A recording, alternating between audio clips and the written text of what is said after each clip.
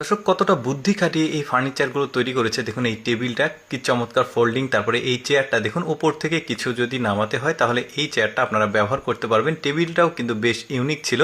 তারপর দেখুন বাসায় প্রবেশ করার সাথে সাথে আপনি এখানে মিরর দেখতে পারবেন, এখানে বসে স্যান্ডেল খুলতে পারবেন।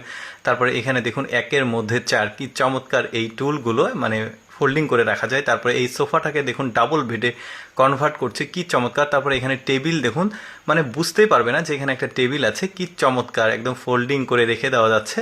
ভেতরে আবার স্টোরেজ ক্যাপাসিটি আছে, সব কিছুই একদম মাল্টি ফাংশনাল। তারপরে এখানে খাট দেখুন কতটা চমৎকার, দেখেছেন ফোল্ডিং করে এটাকে আবার সোফাতে কনভার্ট করলো। তারপরে এই টেবিলটা দেখুন কতটা ফোল্ডিং করে এটাকে একদম মাল্টি ফাংশনাল। সবগুলো দেখতে থাকুন, চমৎকার চমৎকার ওদের আসলে বুদ্ধি খাটিয়ে বানানো এই ফার্নিচারগুলো আমার কাছে বেশ চমৎকার লেগেছে। যেমন এইটা দেখুন, এটা সম্ভবত ওই যে কোনো জিনিসপত্র রাখার জন্য এই জিনিসটা বেশ চমৎকার। তারপরে এই সোফাটাকে দেখুন একটা বেডে কনভার্ট করবে, কি দারুণ, দেখেছেন। আরও অনেক কিছু দেখাবো ভিডিওতে, পুরোপুরি আপনারা দেখতে থাকুন। যেমন এখানে একটা সোফা আছে, পাশাপাশি এটা দেখুন অনেকটা বড় করা যাচ্ছে, ফোল্ডিং করে আবার ছোট করা যাবে। তারপরে এখানে দেখুন একের মধ্যে পাঁচ, বেশ চমৎকার, পাঁচটা ঠিক চার।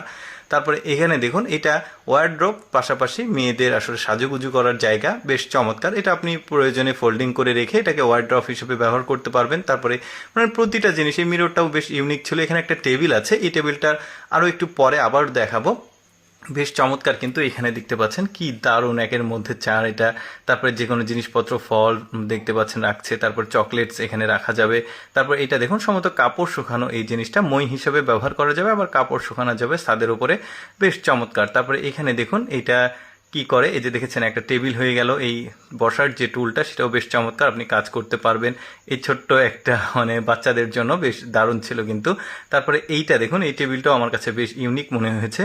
মানে অনেকে কিন্তু শৌখিন মানুষ আছে, তারা এই ধরনের মাল্টি ফাংশনাল স্পেশাল জিনিসপত্রগুলো আসলে ব্যবহার করে। এই টেবিলটাও বেশ চমৎকার, ফোল্ডিং করে রাখা যাবে, পড়াশোনা করা যাবে, বেশ দারুণ। তারপরে দেখুন এটা একটা ছোট্ট বসার মোড়া বা টুল হিসেবে ব্যবহার করা যাবে, বেশ চমৎকার, বা টেবিল হিসেবে ব্যবহার করা যাবে।